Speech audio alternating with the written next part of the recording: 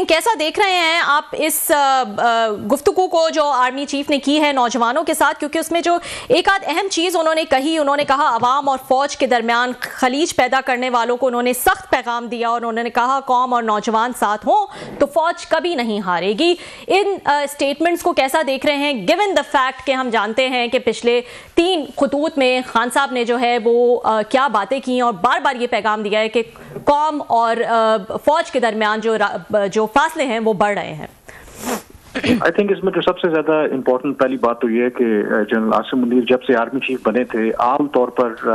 कोशिश उन्होंने ये की कि अपने आप को जरा लो की रखें और बहुत ज्यादा इस तरह की इंटरेक्शन वो नहीं करते थे। तो एक तो इसके अंदर तब्दीली ये आई है कि बहुत कम ऐसे मौकों पर हमने देखा है आर्मी चीफ को बोलते और इस तरीके से ट्वीट करते सुने। और ये जो इंटरेक्शन भी था यूनिवर्सिटी के स्टूडेंट्स के साथ ये 12 फरवरी को यानी कि बुध के रोज को हुआ था और उस वक्त ISPR ने यूजुअल एक प्रेस रिलीज जारी की थी। लेकिन कल इतवार के रोज इसके कुछ हिस्से जो हैं उनको रिलीज किया गया और ऑब्वियसली उसका एक पैगाम भी उसमें था, एक इंटरनल भी था, एक्सटर्नल भी था। तो इस एतबार से तो एक चीज सिग्निफिकेंट थी और कोशिश आई थिंक यही होती है जब क्योंकि एक तरफ डोमेस्टिक जो भी इश्यूज हैं सिक्योरिटी एस्टेब्लिशमेंट के एक सियासी जमात के साथ, तहरीक इंसाफ के साथ, फिर अफगानिस्तान के साथ जो मामलात हैं तो उस पर जो उन्होंने बातचीत की है तो एटलीस्ट एक कोशिश की है कि जो फौज का क्या मौकफ है इन तमाम मौजूआत के हवाले से। और क्योंकि सोशल मीडिया का ये दौर है और इसमें जो बयानियां या नैरेटिव की जो बहुत ज्यादा बात होती है तो मेरे ख्याल में पहली दफा तो पहले एक कोशिश है कि एक वो जो जनरल आसिम मुनीर साहब की तरफ से पहले एक लो की अप्रोच रखी गई थी, शायद उनको ये रीथिंक हुई है अब कि थोड़ा सा चीजों को पब्लिकली आकर के जहां पर जरूरत है कि बहुत सी बातें जो की जाती हैं ताकि उनको डिस्पेल किया जाए। तो एक तो इसका आई थिंक ये इम्पोर्टेंट कॉन्टेक्स्ट है। जी बहुत शुक्रिया आपका कामरान, आपने ज्वाइन किया। आप कह रहे हैं कि जनरल आसिम मुनीर साहब लो की रहे हैं पिछले कुछ अरसे से, लेकिन मेरा ख्याल है जनरल आसिम मुनीर साहब जो है हर अहम मौके पे वो तकरीर भी करते रहे हैं, वो यहाँ पे ये फंक्शंस में भी आते रहे। यहीं पे मैं आज जहाँ पे ये कन्वेंशन सेंटर में तो सेवरल टाइम्स वो वहाँ पे आए हैं, कई दफ़ा इंडो पाक रिलेशनशिप पे भी बात की है, नौजवानों से भी यहाँ पे एंगेज किया है, खिताब किया। कल परसों वो चोलिस्तान भी गए हुए थे, मरियम नवाज साहब भी थी। वो तो मतलब है ये क्वाइट वोकल हैं कुछ अरसे से। मैं तस्दीक कर दूँ, आप बिल्कुल वो ठीक कह रहे हैं कि बिल्कुल वो जो मुख्तलिफ इश्यूज के ऊपर कन्वेंशन सेंटर में भी आपने जिक्र किया, खिताब करते रहे, इधर उधर जाते रहे। लेकिन मेरा कहने का मकसद ये था कि बहुत कम, ये रेयर है कि एक आध स्पीच जो आई थिंक काकुल में उन्होंने की थी, जो उन्होंने टेलीकास्ट की या रिलीज की, कि इस तरह से उनका जो वीडियो के ऊपर जो स्टेटमेंट है ये उस तरीके से, अदरवाइज तो वो जो भी लोग मौजूद होते थे उस तरह से रिपोर्ट करते थे। इस कॉन्टेक्स्ट में मैं ये कह रहा हूँ कि वो अब उनका जो बयान है इस तरीके से उसके क्लिप्स जारी करना, ये टू मी इट सीम्स एक डिपार्चर है जो अर्लियर वो एक पॉलिसी थी। तो आपको लगता है आने वाले दिनों में ऐसा ऐसा ये फ्रिक्वेंट होता जाएगा, ये क्लिप्स वगैरह, ये इस तरह की तकरीरें, मैसेजिंग जो है तो ये ज़्यादा होती जाएगी? जनरल ज़िया साहब के भी इसी तरह आते थे, फिर जनरल मुशर्रफ साहब के भी आते थे, फिर जनरल बाकी जो बाद में कियानी साहब की भी इस तरह की एक्टिविटीज़, ऑफ कोर्स बाज़ दफ़ा सियासी तो नहीं होती थी, प्रोफेशनल भी होते थे। जनरल के ये हो गए ये बाजवा साहब, वो तो बहुत ज़्यादा आपको पता है सोशल भी थे, एक्टिव भी थे। तो हम तवक्को रखें कि आने वाले दिनों में अब थोड़ी सी वो क्या कहते झिझक जो थी वो ख़त्म हो रही है जनरल आसिम मुनीर साहब की, उनके क्लिप्स अब ज़्यादा आया करेंगे? आई थिंक ये जो कल क्लिप्स जारी हुए हैं उसके बाद तो अपेरेंटली ये लग रहा है कि शायद आपको ज़्यादा ये फ्रीक्वेंटली इस तरह की, जैसे बिल्कुल आपने ठीक कहा, ऐसा नहीं है कि वो मुख्तलिफ फंक्शन या इवेंट्स अटेंड नहीं करते, लेकिन जाहिर है कि उसको ISPR या वो खुद जब तक नहीं चाहते कि उसको रिलीज किया जाए तो वो नहीं रिलीज होता। But I think after this वो वही होता है ना कि साइकोलॉजिकल एक बैरियर है, वो आई थिंक वो टूटा है। तो उसके बाद और पहले आई थिंक जो उनकी पॉलिसी थी भी वो ये था कि अपने आप को, आपको पता है कि एक फौज के हवाले से कई अरसे से, और जनरल बाजवा भी जब थे तो एक अनईजीनेस तो थी PTI के साथ हो, बाकी के साथ हो। तो शायद इनकी अप्रोच ये थी कि पीछे बिहाइंड द सीन रह के चीज़ों को मैनेज किया जाए, टैकल किया जाए। बट आई थिंक जिस तरह के चैलेंजेस हमें दरपेश हैं या जो बाकी मामलात हैं मे बी उनके एडवाइजर्स को ये लगा हो कि आई थिंक अब टाइम आ गया कि थोड़ा सा पब्लिकली जो अपना पर्सपेक्टिव है जरा खुल के बयान करना चाहिए। अच्छा, एक चीज़ डिफरेंट है इनमें जनरल आसिम मुनीर साहब में जो हमने देखी है, जनरल कियानी साहब जो हैं वो सहाफ़ियों से मिलने के बहुत शौकीन थे। कराची, लाहौर, इस्लामाबाद, बाकायदा कराची और लाहौर से तो बुलाया जाता था, जहाज़ों पे वो सहाफ़ी आते थे, टिकटें दी जाती थी, स्टे दिए जाते थे और फिर वहाँ पे एक बड़ी मीटिंग, खाना, सब कुछ होती थी, मुलाकातें होती थी। जनरल मुशर्रफ बहुत शौकीन थे सहाफ़ियों से मिलने के। चलो उन्होंने तो डायरेक्ट वो टेक ओवर भी कर रहे, लेकिन उससे पहले भी मिलते थे वो। ऐसे हमने देखा कि जनाब जनरल बाजवा साहब हैं वो बहुत ज़्यादा सोशल थे, तो ये थोड़ा सा इनका मिजाज इनसे मिलता है जनरल रहील से। जनरल रहील भी बहुत कम मेरा ख्याल सहाफ़ियों से मुलाकात करते थे। अब तक इंडिविजुअल लेवल पे मुलाकातें शायद हुई हों जनाब से मुनीर साहब को, अदरवाइज़ जो दरबार लगते थे, जो बुलाए जाते थे डजन के हिसाब से, फिर खाने पीने, फिर 4-4, 6-6, 7-7 घंटे के मैराथन सेशन चलते थे एंकर से, सहाफ़ियों से, कॉलम निगारों से, और फिर उसके बाद अगले दिन शोज़ वगैरह होते थे। ये कम अज़ कम हमें नज़र नहीं आ रहा। तो जनरल साहब ने मेरा ख्याल सहाफ़ियों को ज़रा आर्म्स उस पर डिस्टेंस पे रखा है। आप इसको कैसे देखते हैं? ये उनकी डिलिबरेट उनकी एफर्ट है या उनकी शख्सियत का हिस्सा है? जैसे ये उनका था जनरल रहील शरीफ साहब की मेरा ख्याल तबीयत नहीं थी, अदरवाइज तो जनाब कियानी साहब और जनाब बाजवा साहब तो आपको पता है दरबार लगते थे बड़े बड़े। आई थिंक उनकी तरफ से ये कैलकुलेटेड और एक डिलिबरेट ये पॉलिसी थी। और मैं जो आगाज में आपसे यही कहा था कि जब वो आए थे तो एक तो ISPR की अपनी जगह पे इम्पोर्टेंस है, बट जो अगर ISPR देखें जब जनरल बाजवा के टाइम पर था या जनरल रहील शरीफ के टाइम पर था तो उसमें बहुत ड्रास्टिक उसमें चेंजेस आई। बहुत से ऐसे इवेंट्स, बहुत सी ऐसी मुलाकातें जो आर्मी चीफ माजी में करते थे, उसकी प्रेस रिलीजेस जारी होती थी। अब आपको वो उस तरह से बहुत सी प्रेस रिलीजेस आपको जारी नहीं होती ISPR as a part of policy. एक मैं एग्जांपल आपको दे देता हूँ, क्योंकि माजी में भी और अब भी जो मुख्तलिफ यहाँ पर मुल्कों के एम्बेसडर्स हैं वो आर्मी चीफ से भी मिलते हैं, लेकिन आपने देखा होगा कि जब से मौजूदा आर्मी चीफ आए हैं, जो भी उनको एम्बेसडर्स वगैरह मिलते हैं तो उसकी प्रेस रिलीज आपको नजर नहीं आती। तो सिर्फ जो प्रोफेशनल और जो जरूरी इश्यूज होते हैं उसी के ऊपर प्रेस रिलीज जारी होती है। और यही आई थिंक शायद उनका मिजाज भी है। और आपने दूसरी जो बात की कि हर जो आर्मी चीफ आता रहा है उनका एक फेवरेट रहा है कि वो जर्नलिस्टों से इंटरेक्ट करते रहे हैं, और इनका वो मिजाज नहीं है। तो इसी वजह से मैंने कहा कि थोड़ा सा मुझे ये डिपार्चर लगा, दो कि इनका इंटरेक्शन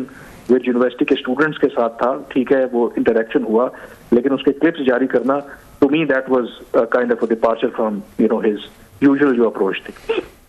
आप जी, तो कामरान साहब ये अप्रोच में चेंज को आप कैसा देख रहे हैं? क्योंकि अभी हमने देखा जब खान साहब ने ख़त वगैरह लिखे तो सिक्योरिटी ज़राए से कुछ स्टेटमेंट्स जो हैं वो आ रही थी, कोई डायरेक्ट जो है वो उसका रिस्पांस नहीं आ रहा था। लेकिन अब ख़ासतौर पे मैं उसी पॉइंट पे आऊँगी जो मैंने शुरू में आपसे पूछा कि जब ये कौम और नौजवानों की बात करते हैं कि उनके बीच में जो है वो फासले जो पैदा कर रहे हैं, उनके लिए सख्त पैगाम ये दे रहे हैं, तो एक तरह से डायरेक्ट जो है वो उस चार्जशीट का मैं कहूँगी एक जवाब दे रहे हैं जो खान साहब ने अपने लेटर्स में की। तो यू थिंक कि this is the need of the hour, और उस हिसाब से अगर इन्होंने अपनी स्ट्रैटेजी चेंज की है तो ये ठीक है? और मैं साथ ऐड कर दूं, उसका जवाब एक ही मतलब है थोड़ा सा। तो क्या वो आर्मी चीफ समझते हैं कि हुकूमत का काम था, डिफेंस मिनिस्टर का था, प्राइम मिनिस्टर का, कैबिनेट का, पार्लियामेंट जो उनकी वो है कि इस नैरेटिव को वो बीट करते जो खान साहब या उनकी पार्टी ने डेवलप किया हुआ एस्टेब्लिशमेंट के खिलाफ या आर्मी चीफ के खिलाफ, तो वो समझते हैं कि शायद प्रॉपर तरीके से रिस्पॉन्ड नहीं दिया जा सका, so he is to come into the arena और खुद आके कुछ चीज़ों के जवाब दें या उनको हैंडल और टैकल करने की कोशिश करें। आई थिंक इसका तो जो ओवरऑल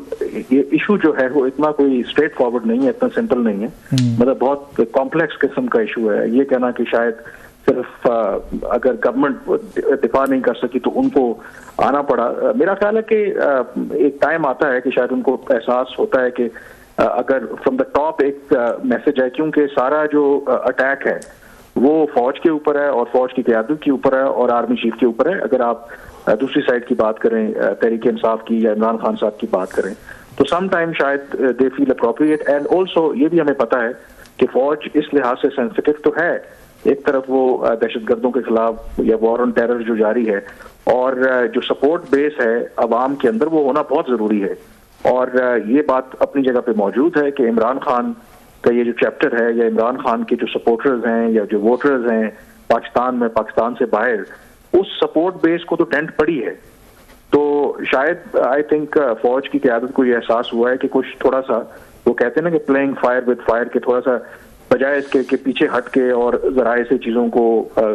रिबटल देना, तो कभी कभी I think it is important कि थोड़ा सा। कमरान ये बताइएगा, जैसे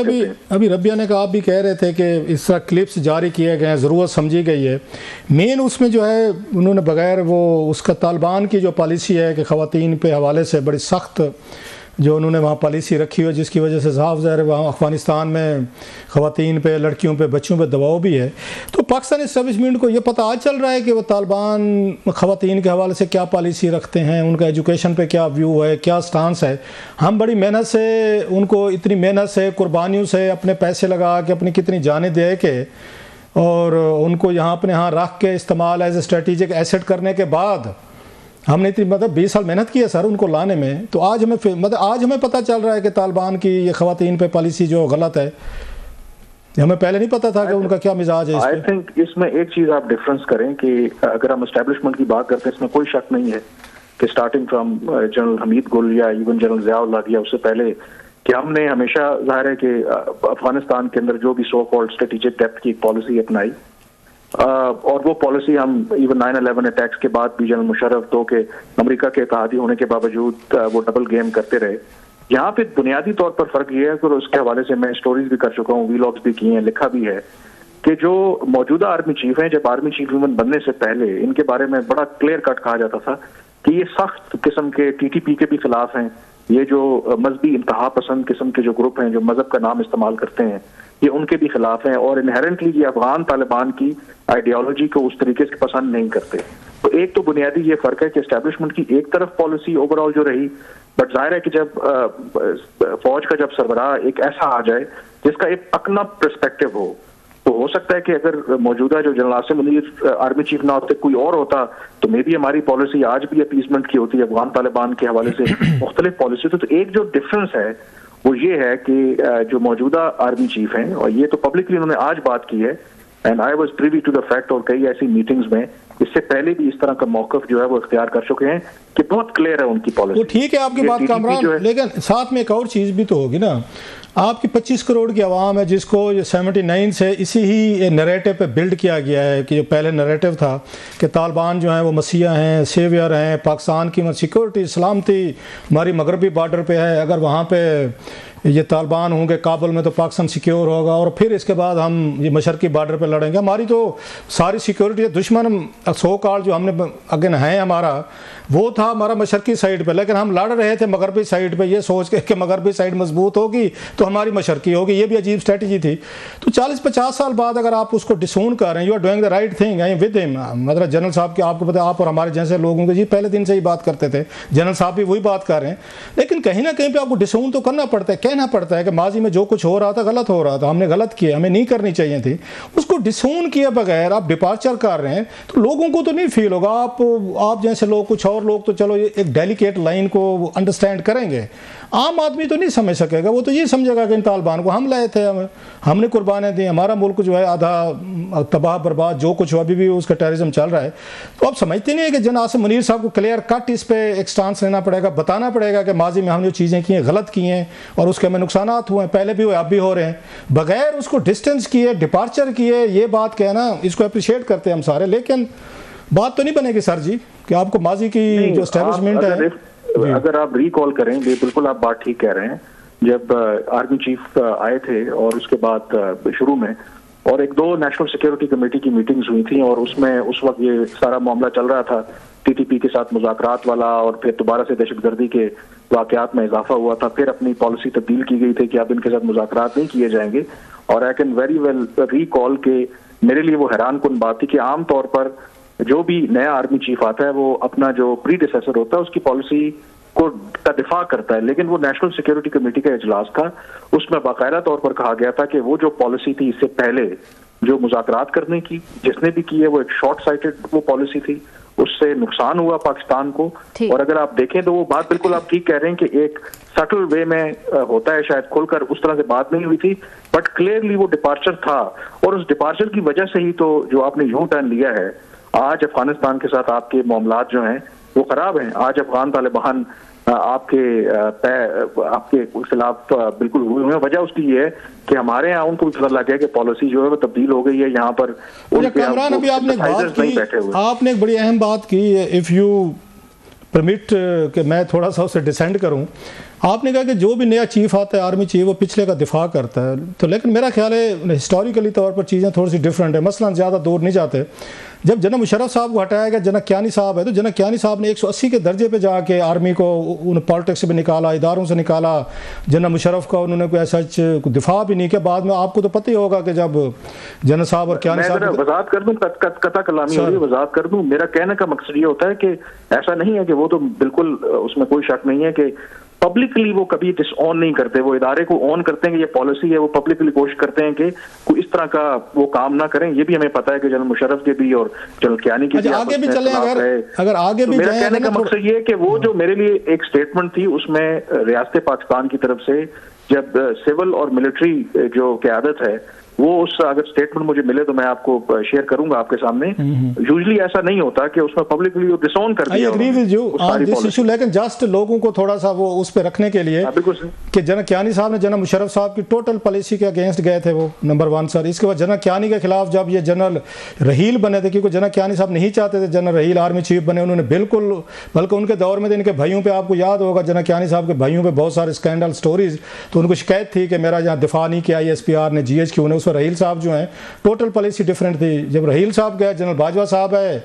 तो भी हमने देखा कि उन्होंने बिल्कुल डिपार्चर किया उनसे। एक चीज क्लास्टर साहब, एक चीज, और अभी जनरल आसिम मुनीर साहब ने जनरल बाजवा साहब ने डिपार्चर किया। बिल्कुल ठीक कह रहे हैं, जो इंटरनल पॉलिसीज हैं उसमें बिल्कुल जो नया आर्मी चीफ आता है वो अपनी पॉलिसी देता है, लेकिन जो कोर आपके फॉरेन पॉलिसी इंटरेस्ट रहे ना, आप शुरू कर दें स्टार्टिंग फ्रॉम जनरल ज़िया-उल हक, उसके बाद जितने जो आर्मी चीफ्स आए हैं, मुझे एक आर्मी चीफ बता दें जो ये स्ट्रेटेजिक डेप्थ वाली जो पॉलिसी थी उसकी मुख्तलिफ रही हो। ये पहले उसमें अगर आप देखें तो ये फॉर द फर्स्ट टाइम, मतलब हमारे यहाँ तो ऐसे भी मैं नाम नहीं लेना चाहता,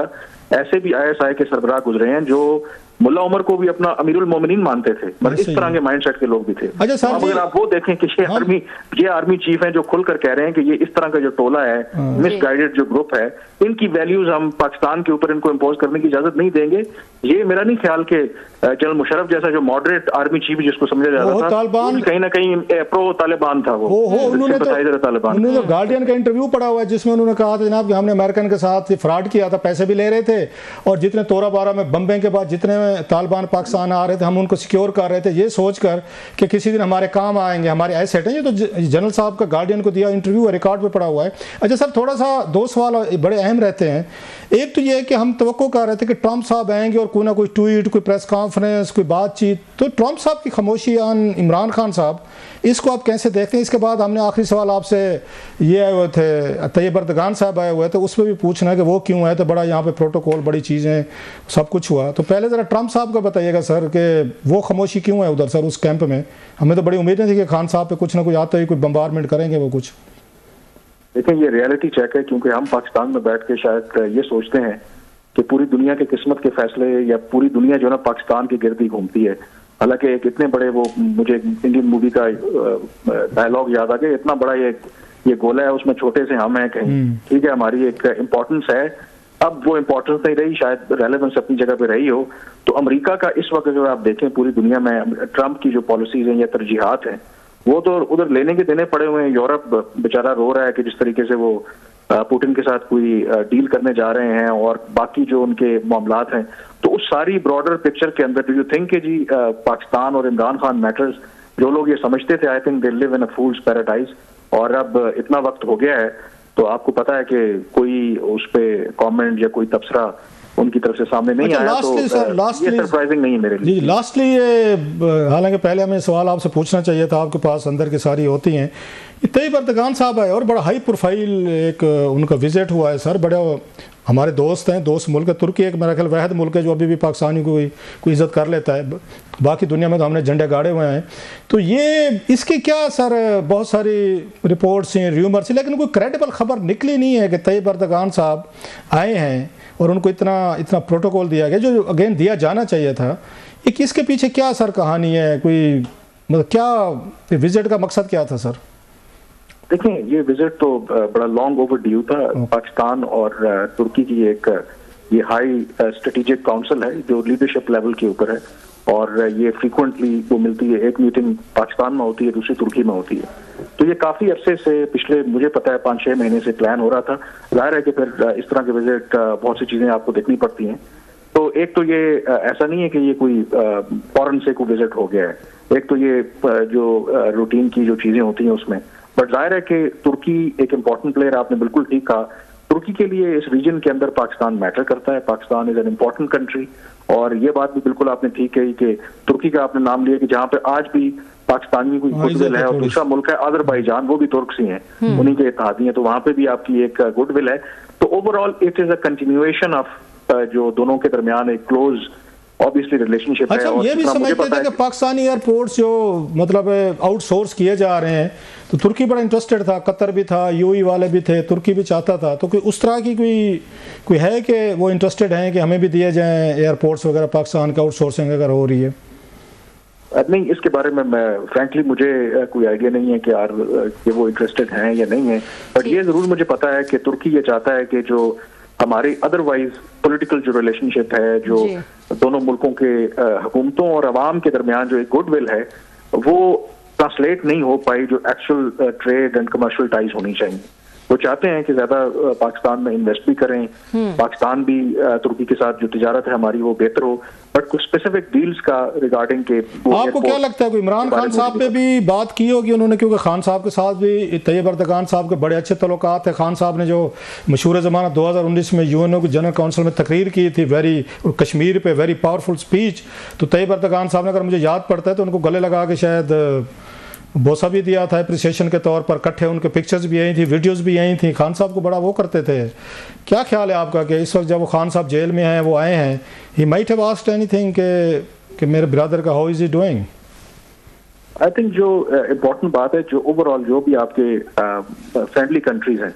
वो स्पेसिफिक्स के बजाय ये तो जरूर होता है कि कोई भी ऐसा एलिमेंट, कोई भी ऐसी चीज जिससे आपके मुल्क में कोई एक अफरा तफरी हो, एक सेंस ऑफ इंस्टेबिलिटी हो, तो वो नहीं चाहेंगे। बट आई डाउट कि इस लेवल के ऊपर